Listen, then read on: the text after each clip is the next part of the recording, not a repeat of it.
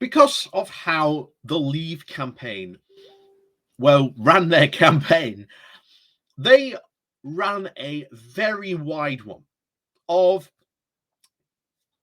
we don't know exactly what the, should we say, Brexit looks like, although they were telling people what Brexit looked like, which was, again, staying in the single market and the customs union. We don't know eventually what it will look like.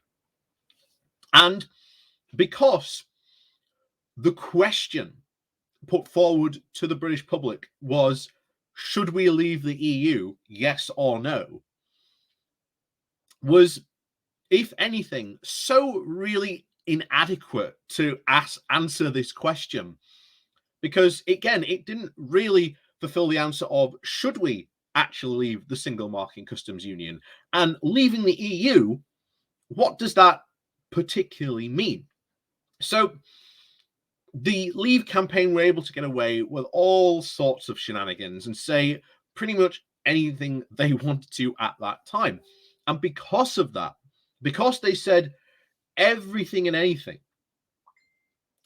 the post-Brexit years were filled with chaos, with the different Brexit factions and ultimately the hard Brexit zealots essentially stopping any sort of soft Brexit going through, as we saw during the Theresa May years, where we get to now, where if you went back to like 2014 or even 2013 and told a Eurosceptic of what Brexit they would be getting at this moment in time, they would be elated because this was beyond their wildest fantasies. But ultimately, because of the answer of what Brexit was has never been settled, Brexit will never, ever be done. Because you have to define a relationship with what the UK is with the EU. The EU isn't going anywhere.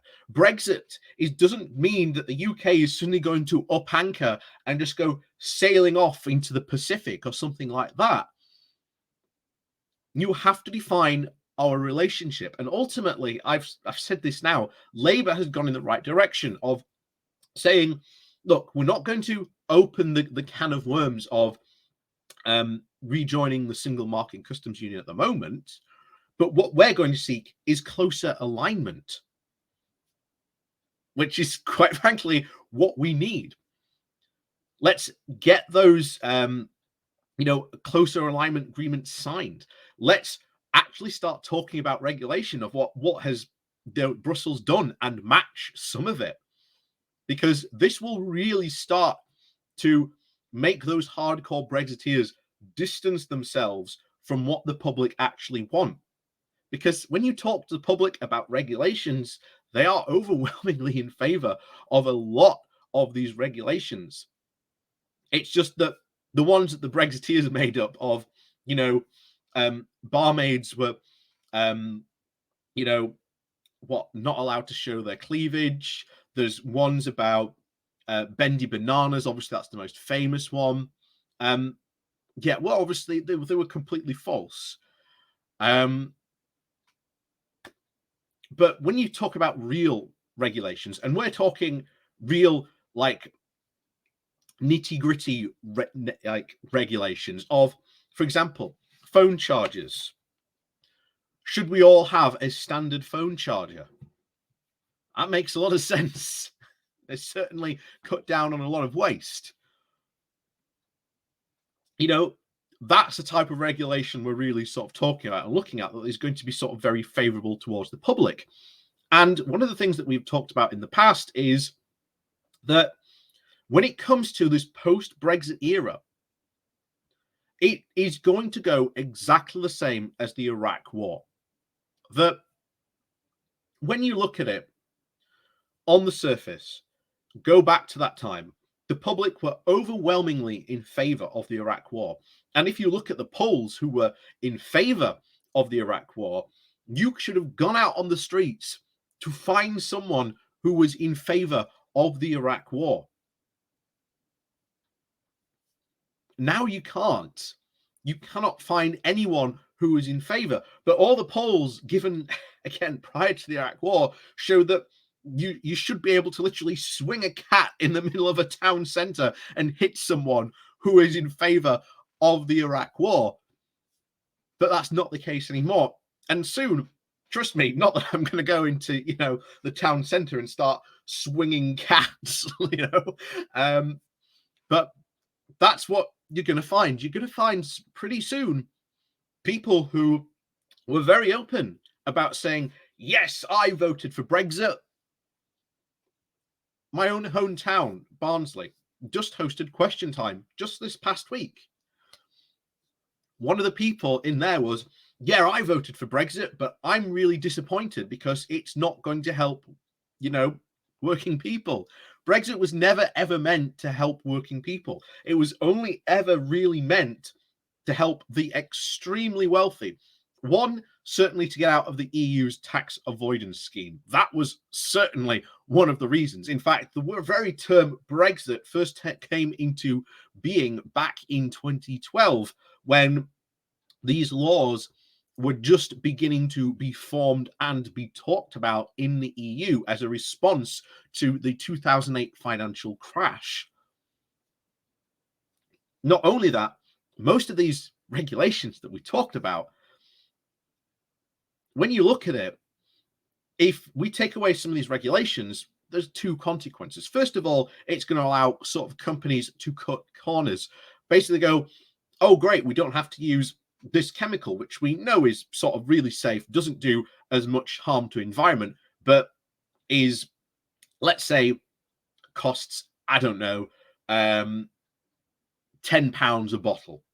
But we can change over to this other chemical, which only costs us like £3 a bottle, but unfortunately is really damaging to the environment and has a lot of other, shall we say, very bad consequences, maybe to the environment, consumer, and maybe even public health. That's what a lot of Brexiteers talk about when they talk about, oh, we've got to take care of these advantages. You even saw it at that very Question Time meeting of the Conservative, I can't remember her name, sitting next to Alistair Campbell, saying, oh yes, we've got to start taking care of these, putting forward these, taking advantage of these, advantages. Once again, whenever they talk about these advantages, they never actually talk about what these advantages are. They'll be very vague if they do, like, oh, we need to take forward of these trade advantages. What trade advantages? You mean the one like Australia, where Australian companies can now sue the British government? That trade advantage, So, yeah, make no mistake, Brexit is far from done. And whoever succeeds as Boris Johnson's, Boris Johnson, you may find themselves very much distancing themselves from Boris's proposal to rip up the Northern Ireland Protocol, which will be good. But of course, obviously the DUP aren't going to be happy. And as we've said before, the DUP are just going to cause crisis after crisis. We can only hope that at least we do get, shall we say, someone who is at least willing to, shall we say, talk more with the EU and really actually get down to negotiating. Because you may remember just a couple of weeks ago, I was on the Sunday Brunch podcast with who's the guest now? Trade guy, can't remember his name. I do apologize. But he said it himself. The big problems that the UK face are not insurmountable. But what needs to happen is some proper negotiations, because all these problems we are facing can be sorted out if we sit down and talk about it. And unfortunately, Boris Johnson's government, and if a hard Brexiteer gets put in again, will refuse to engage in these negotiations. So that's the direction, that's the path we might head in. That, I hope that's the one that we don't go. Like I say, we're very much left up to the devices of the not only Tory MPs, but eventually well, the parliamentary, non-parliamentary members of the Conservative Party at the end of the day. And like I say, these people put in Boris Johnson. So who knows what they're going to put in for this particular leadership contest. But as always, I didn't intend to talk about this article, but we ended up talking a completely different tangent, but never mind. As always, thank you very much for watching. Please do remember to hit that like, share, and subscribe button. And of course, down below, there are links to my Patreon page and a one-off link called Buy Me a Coffee, where you can, well, buy me a coffee. And as always, thank you very much to all those people who do help and support the channel that way.